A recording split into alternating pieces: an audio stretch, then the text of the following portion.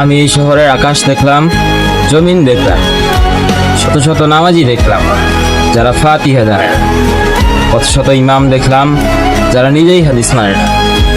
আমি এমন খাঁটি মুসলিমও দেখেছি যারা যৌতুকের টাকায় বিদেশিতে বুঝে নেয়। আমি তোমার এমন ভক্ত দেখেছি যারা নিজের অসুস্থ বাবাকে বাসায় রেখে পীরের পায়ে তেল দেয়। এই শহরের কত কিছুর সাক্ষী আমি। আমি কি মাফ পাবো? যে কপাল তৈরি হয়েছে সিজদার জন্য, সে কপালে আজও দাগ পড়েনি। তার জবাবে আমি কি বলবো?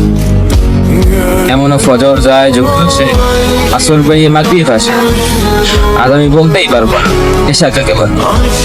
যে দেহ একদিন নিজের বিরুদ্ধে সাক্ষ্য দেবে, সে দেহ আজ অন্য কেউ নিয়ন্ত্রণ করে।